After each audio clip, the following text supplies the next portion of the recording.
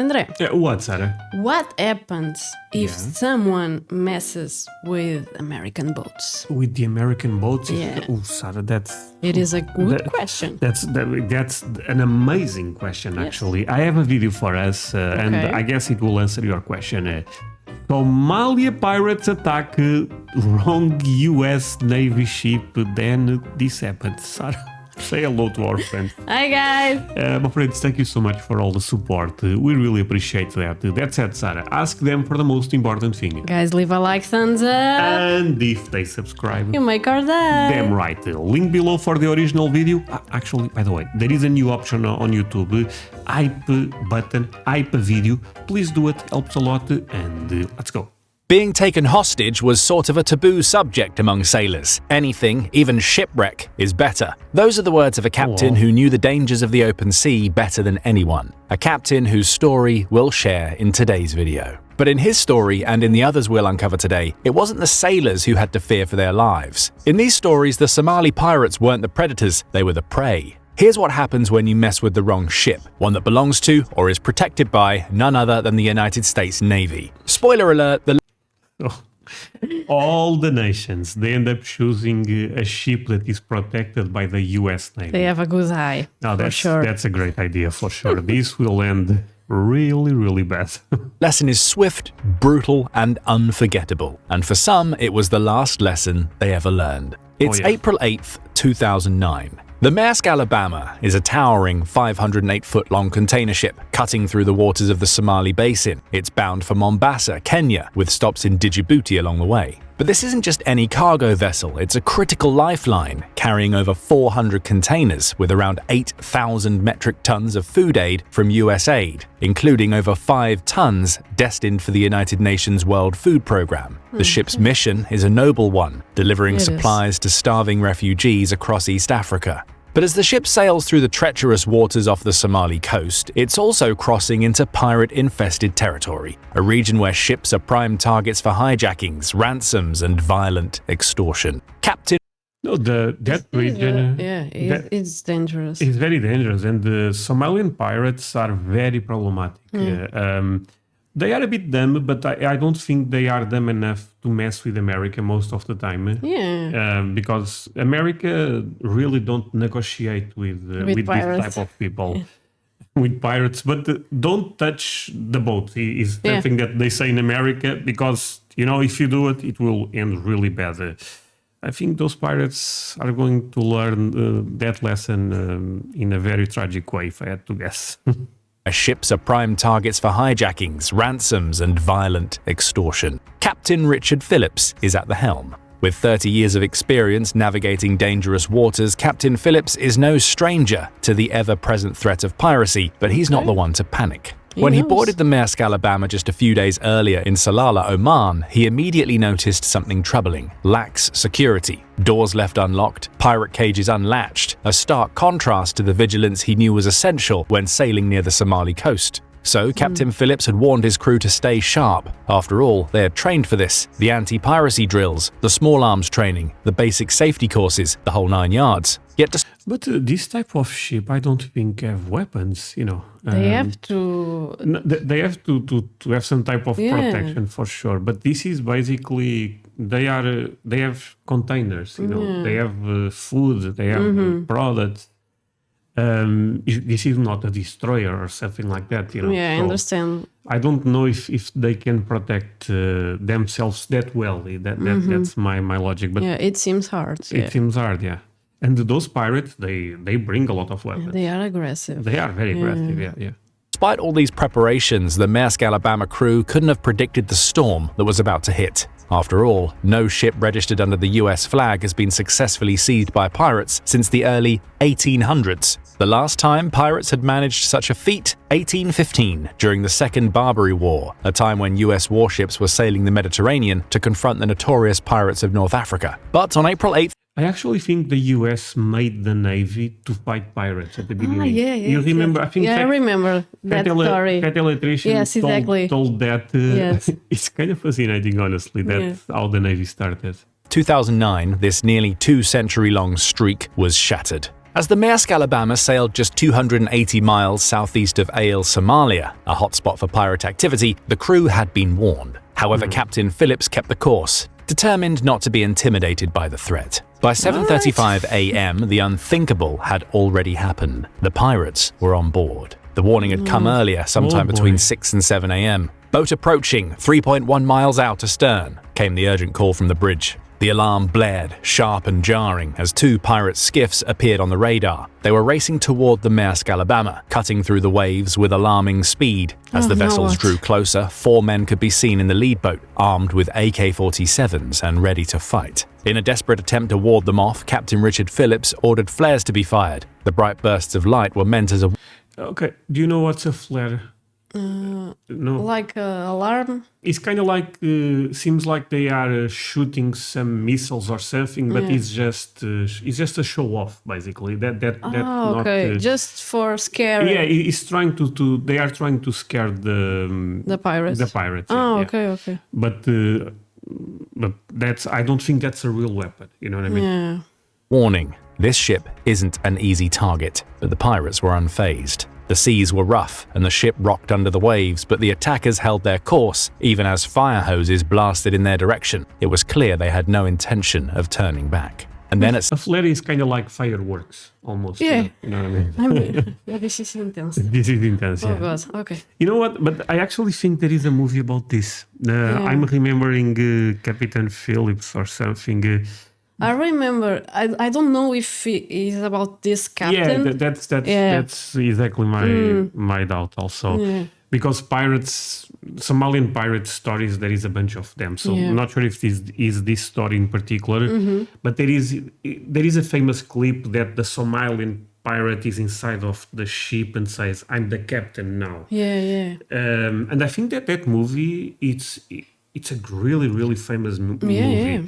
But I don't know if it's about this story. That's the thing. Okay, so, I see. Yeah. My friends, tell us in the comments.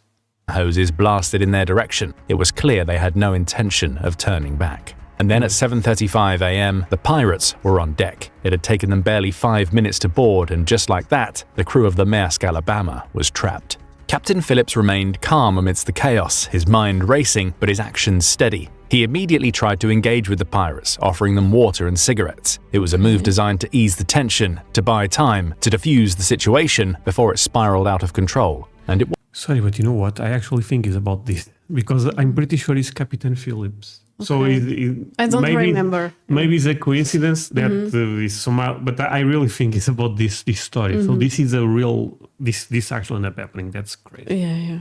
Tension, to buy time, to defuse the situation before it spiraled out of control. And it worked to an extent. The pirates' demeanor shifted, aggression became calculation, and they began asking questions. What's the nationality of this ship? Who's on board? But they knew this ship had value. They knew a ship from the US flying the American flag was a prize. They knew a lottery. The ship belongs to the US? I guess so, yeah. What? Yeah, they are that then. Jackpot. That's what a Somali pirate called seizing a ship from a Western country, because according to him, no one will come to the rescue of a third world ship. But the Somali pirates targeting the Maersk Alabama didn't count on who would come to the rescue this time. Only the Navy SEALs, the world's most elite and lethal special force, and their involvement was no jackpot for the Somali pirates. It was their So the Navy SEALs are coming? Yeah. Cara, do you know how good the Navy SEALs are? I imagine. They may be the most elite force in the world, in terms of military power. Yeah, I believe. Maybe the Delta Force is even better, but either way, this is the best of the best.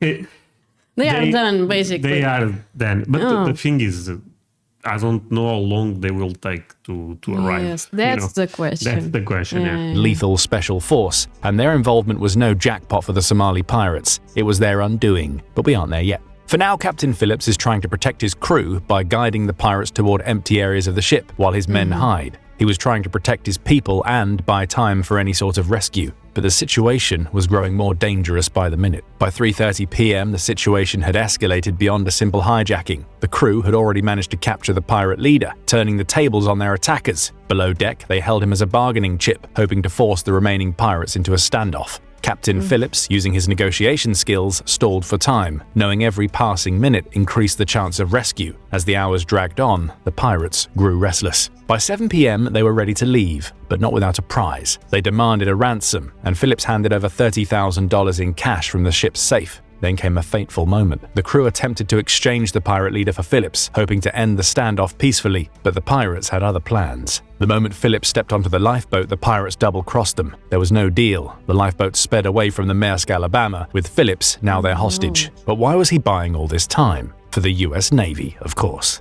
You see, the Maersk Alabama's crew did more than hide, they fought back. As the pirates boarded, Chief Engineer Mike Perry took control of the engine, shutting down all systems and plunging the ship into darkness. Perry, armed with a knife, even managed to capture the pirates' leader, Abdouali Mousse, after a tense chase through the dark engine room. This face is famous. I think this. Yeah, I think this is a famous movie. Yeah. No, not this, but the story. It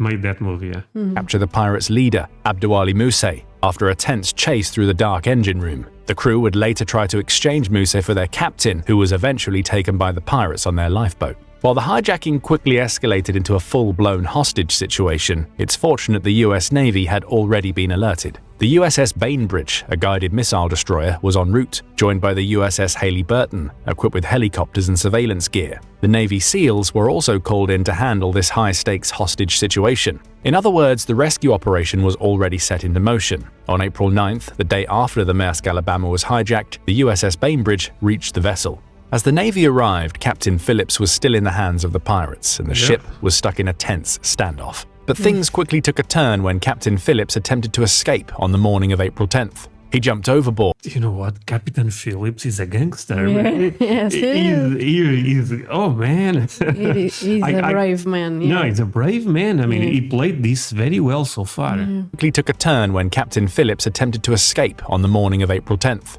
He jumped overboard, hoping for a chance to evade his captors, but his escape was short-lived. The pirates quickly recaptured him, and the Navy's hope of resolving the crisis through negotiation was now running out of time. By April 11th, things were getting critical. The Navy realized that it would take more direct action. Luckily, they would be joined by SEAL Team 6, the elite counter-terrorism unit, on the same day. This is the same unit. I think this is the team that actually got Bin Laden.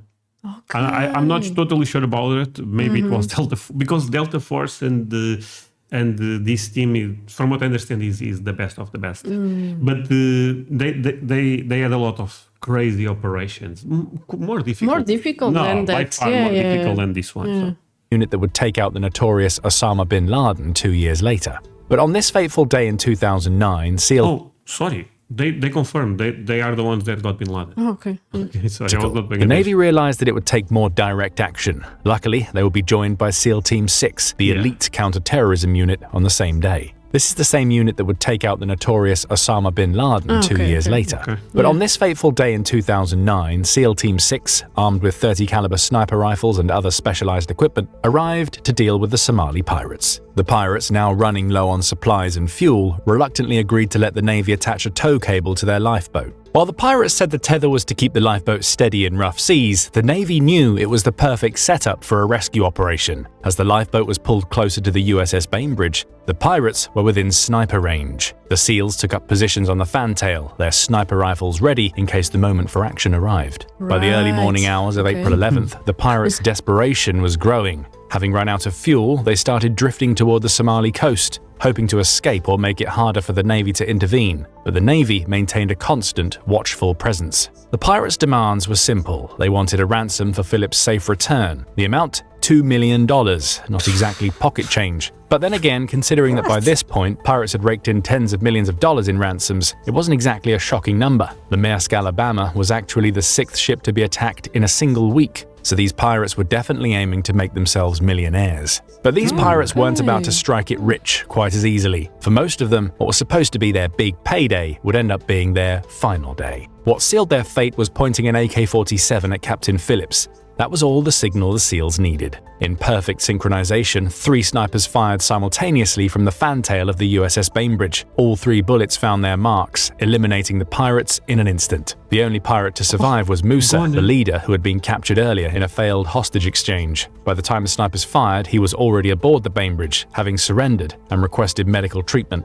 As for Captain Phillips, the nightmare he'd endured for 5 grueling days was finally over. Unscathed, See, the Navy SEALs made this look so damn easy. Okay, we take them. Put 2 or 3 snipers. They have experience. Yeah, So, yeah. This is a typical day? This is a normal day. Just a typical day in the office. Oh, God. he was quickly taken aboard the USS Bainbridge for medical evacuation. The bodies of the 3 deceased pirates were later handed over to Somali authorities, while Musa was taken into custody. He was placed in the USS Boxer's brig, a floating prison, before being flown to the US to face trial. Musa's legal team... He faced trial in the US?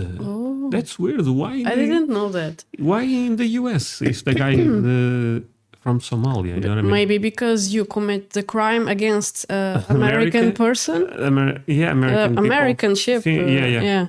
Maybe. tried to claim he was a juvenile, alleging he was just 15 or 16 years old during the hijacking, but the court ruled against it. In the end, Musa admitted to being 18, and the court proceeded to try him as an adult, sentencing him to 33 years and 9 months in an American prison in February 2011. But before Musa's story received an epilogue, Captain Phillips told his own. In 2010, he released a memoir, A Captain's Duty, offering his side of the harrowing ordeal. The memoir would eventually serve as the blueprint for the 2013 film Captain Phillips, starring Tom Hanks. Yeah. This, and I think this movie, not sure if it ended up winning Oscar, but it is very well. I heard that. Yeah, very well. Hanks as the title character. Talk about a legacy that keeps growing. First a book, then a movie, and now a viral video? Fingers crossed. The owners of the Maersk Alabama at the time, Maersk Line, also tried to keep the legacy alive by donating the bullet-marked 5-ton fiberglass lifeboat where Captain Phillips was held captive to the National Navy UDT SEAL Museum in Fort Pierce, Florida. Maersk Line, a powerhouse in the shipping world, is the second largest container shipping company globally. This Danish giant operates 679 vessels which carried around 24 million ton equivalent units, or TEUs for short, in 2023 alone. One of these vessels was the Maersk Virginia, which, believe it or not, almost suffered the same fate as the Maersk Alabama less than 2 months after its hijacking. It seems the Somali pirates really had their sights set on the Maersk ships. But as we said, the keyword here is almost. So let's see how this close call turned out. It's May 22nd, 2009. The Maersk...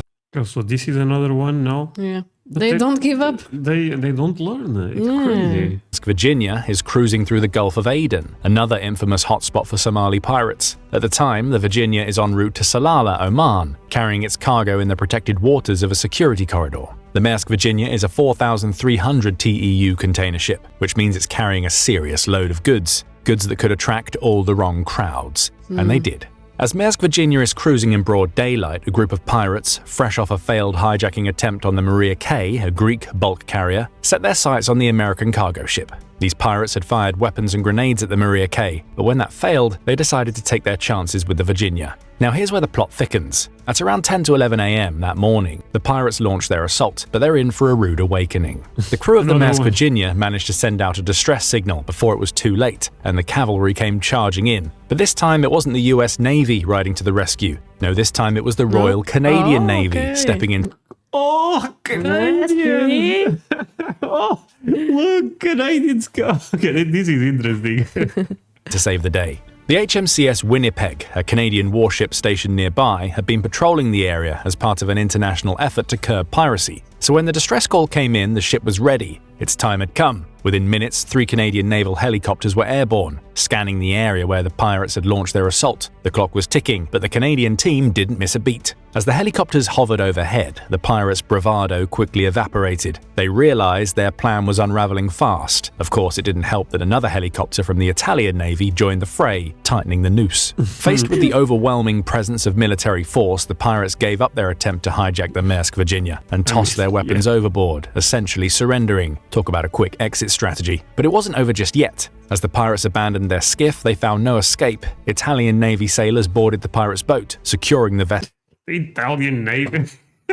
Oh my God, what a bad day for those pirates. And bringing the situation to a close. And just like that, the Maersk Virginia had dodged the bullet, with all 19 crew members, all US citizens, safe and sound. But this close call didn't sit well with everyone. Back in the US, tensions had already been rising over how American ships were being protected, or rather, not being protected. So naturally, the incident really ruffled some feathers in Washington. The fact that 2 US ships from the same fleet had been attacked so closely together had ignited serious questions. Was the government doing enough to protect its assets? Was the US military doing its part to safeguard a fleet that carried US government cargo, especially in such a high-risk region? It was clear that the mere instructions to change course or travel at high speeds weren't enough when pirates were heavily armed and organized. Elijah E. Cummings, the chairman of the House Subcommittee on the Coast Guard and Maritime Transportation at the time, didn't mince words. He questioned the adequacy of the Coast Guard Security Directive, which had been issued just weeks earlier. Why is it that the best our nation appears to have to offer our merchant mariners at this time is instructions on the steps they should take to protect themselves, he asked. This was a punch to the gut for many, implying that the US officials were leaving American ships to fend for themselves in dangerous waters. And those waters were about to get even more dangerous, because not even a year later, pirates started engaging warships.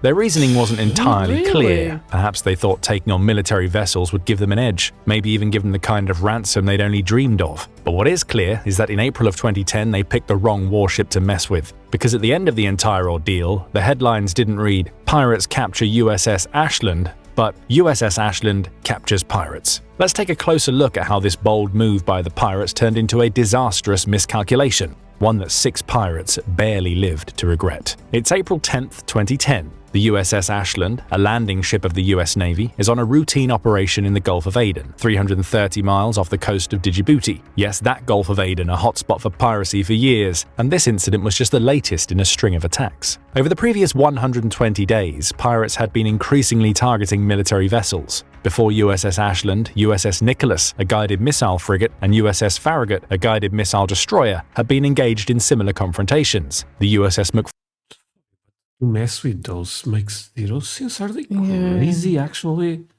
Because, I mean, they have missiles, they have bombs, they have machine guns, they have everything. You know, it's crazy. Yeah, it is. Fowl, another destroyer, had captured 10 pirates in a previous rescue mission. It soon became... She's like a cat trying to mess with a tiger Yeah, or they something. really believe that they can do it. No, it's actually insane. It is insane. See, the first story, it was stupid, but I can see because they know maybe there is no weapons there or something, but here they know they are messing with the best. What? McFowl, another destroyer, had captured 10 pirates in a previous rescue mission. It soon became clear that whatever the pirates' goal was in these cases, picking a fight with heavily armed warships wasn't their smartest move. So let's go back and join the USS Ashland in the Gulf of Aden. It's the early hours of the morning, around 5 a.m. local time, and the Ashland is just doing her job in these dangerous waters. But then a pirate skiff, manned by 6 suspected pirates, spots the ship and opens fire with small arms. These pirates reportedly thought the Ashland was just another merchant vessel, an easy target for a quick heist. Big mistake. The Ashland, well equipped for defense, didn't just take the shots lying down. It returned fire, and not just a little. 2 rounds from her Mark 38 Mod 2 25mm gun, and the pirate's skiff was aflame. The pirates quickly realized they'd bitten off more than they could chew. Right around the time they were targeted by a weapon that could rip through steel like a hot knife through butter, they simply didn't stand a chance against the Navy. Those pirates are dumb. They are my God. They are like a mosquito. It's kind of like... Oh, sorry. Do you want something do you want to mess with me? Okay.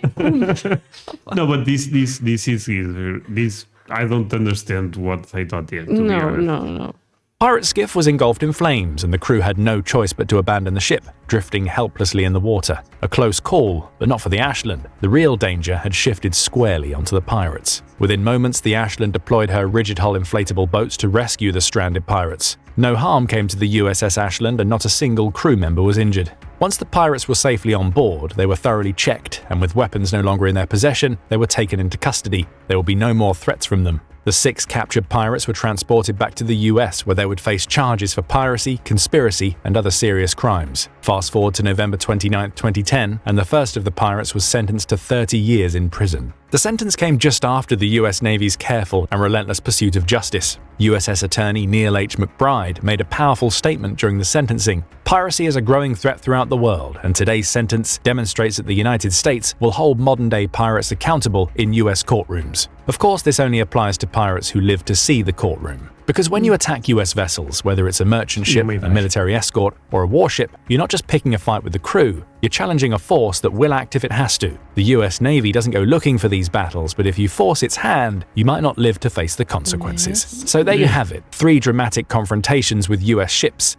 each showing how pirates miscalculated their targets. When you think about these high-stakes confrontations, do you think the pirates really understand who they're messing with? Or are they just too desperate to care? And what about other nations? Have you heard of any non-US vessels that were attacked and fought back just as fierce? All right. Yeah. What a crazy video. Okay. I don't know what to say. What a crazy story. I mean, messing, if it's Russia or something, messing with the Navy, I can understand, but those, they will lose also, but those are pirates, it's kind of like... They don't have a skill. No. They don't have weapons. They don't have Why? anything. It's crazy. It's crazy, yeah. That's a great video. Thank you so much for watching this with me. Thank Say you. goodbye to our friends. Bye, guys. Bye, my friends.